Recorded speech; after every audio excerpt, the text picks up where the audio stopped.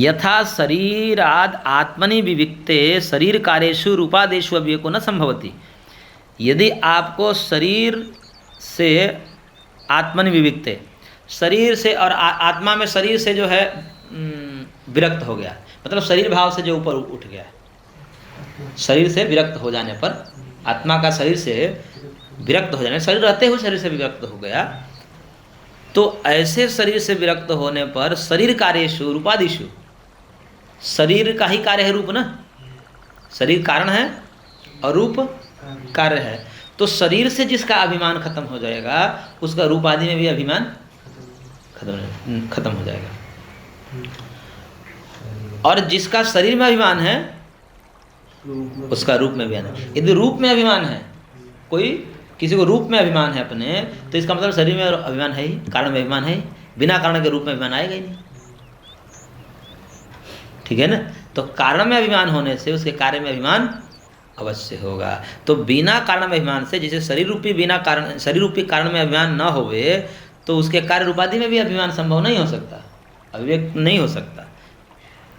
तथा कुटस्थत्वादि धर्मैः प्रधानात् पुरुषे विविक्ते तत्कार्येषु परिणामादिधर्मकेषु बुद्ध्यादिषु अभिमानो न उत्पत्तुम उत्सहते तुल्य न्यायात् कारणासात् चेति भावः।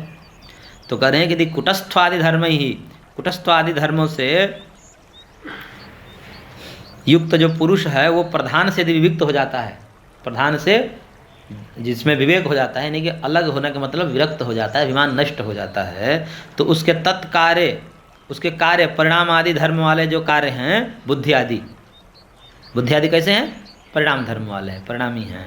तो ऐसे पुरुष का यदि प्रधान में ही विरक्ति हो गई, उससे ही उसका अविवेक हट गया, विवेक उत्पन्न हो गया, तो उसके कार्य जो परिणामी धर्म वाले बुद्धियादि कार्य हैं उसमें भी अभिमान उत्पन्न नहीं हो सकता।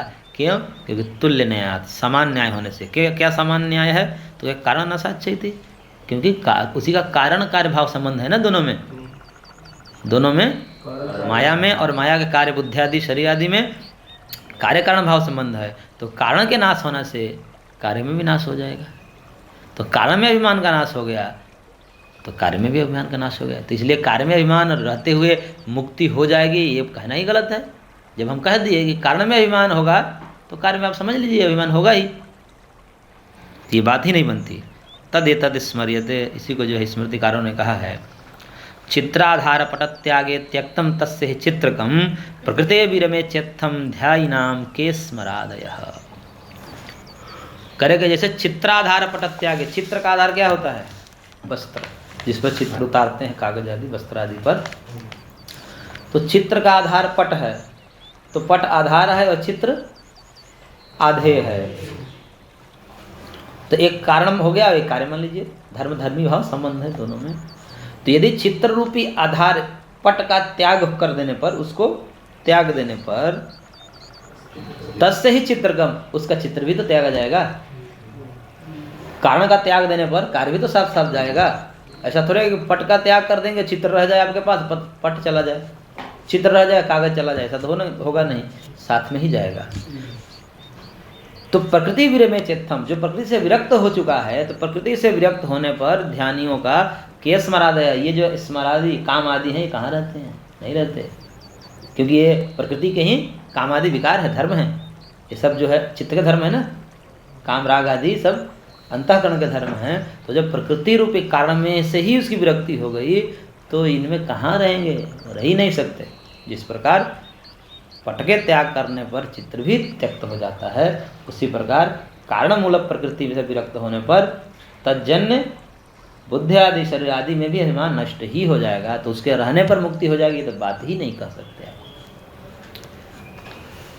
तो जो ऊपर श्लोक में विरमे शब्द आया है ना, प्रकृति विरमे, तो उसको खोल रहे हैं, विरमो विराम त्याग। विरमो का मतलब विराम त्याग, त्याग हो जाने पर, यानी कि प्रकृति का त्याग मतलब वैराग्य हो जाने पर। प्रकृति को उसने अभिमान त्याग, प्रकृति में त्याग का मतलब अभिमान त्याग कर दिया। प्रकृति को आत्मरूप जो मान रहा था अब उसको नहीं माना, बोले प्रकृति अलग है मेरे से, मैं अलग हूँ, इस रूप में उसका अभिमान नष्ट हो गया। तो ये विराम शब्द का अर्थ है ऊपर। और स्मरादय हमें आदि शब्द है ना, तो आदि शब्देन द्रव्य रूपापि विकाराग्राह्या इति। आदि शब्द से स्मर काम आदि का है ना, काम आदि उसके नहीं होते, तो आदि में और क्या आएगा? तो आदि शब्द है ना द्रव्य रूपापि विकार, द्रव्य जो आदि है ना सब, शरीर और शरीर के साधन धन जन आदि, वो भी समझ लेना चाहिए। मतलब स्मर आदि शब्द से जो है और भी द्रव्य जो है हमारे भोग के जो साधन है जिसमें हमें आसक्ति होती है, उसमें भी आसक्ति का त्याग हो जाता है। ऐसा है। अब कर रहे हैं यच्च बुद्धि पुरुष विवेकादेव मोक्ष इत्यपि क्वचित उच्यते तत्र स्थूल सूक्ष्म बुद्धि ग्रहणात् प्रकृति अपि ग्रहणम। करें कि जो क्वचित कहीं पर बुद्धि पुरुष विवेक से मोक्ष कहते हैं। बुद्धि कार्य है। देखिए यहाँ पर क्या कहा गया? कारण प्रकृति और पुरुष, इन दोनों में भेद हो जाएगा, यानी कि विवेक हो जाएगा कारण प्रकृति में और पुरुष में। कहीं कहीं कार्य चित्त बुद्धि में और पुरुष में विभाग को मुक्ति का कारण कहा गया है। जैसे योग शास्त्र में सत्व पुरुषयो शुद्धि साम्य कैवल्य में थी, वहाँ सत्व बुद्धि सत्व है, तो बुद्धि और पुरुष का विवेक कहा गया वहाँ पर। और यहाँ पर क्या कहा गया है? बुद्धि के कारणभूता जो प्रकृति है उसके साथ अविवेक विवेक को कहा गया है। अब दोनों भेद हो गया ना। एक कारण से विरक्ति दिखा रहे हैं और एक कार्य से व्यक्ति। तो एक यहाँ पर कारण में वैराग्य होने से, अभिमान त्याग होने से मुक्ति का कारण बताया गया है, वहाँ कार्य बुद्धि में विवेक जागृत होने से मुक्ति का हेतु कहा गया। तो दोनों में विरोध लग रहा है, उसका समन्वय बैठा रहे हैं कि जहाँ क्वचित उच्यते, जहाँ पर क्वचित बुद्धि और पुरुष के विवेक से मोक्ष कहा गया है, तत्र स्थूल सूक्ष्म बुद्धि ग्रहणात् प्रकृति भी ग्रहणम। वहाँ पर स्थूल सूक्ष्म बुद्धि का ग्रहण करने से प्रकृति का भी ग्रहण हो जाता है। कैसे?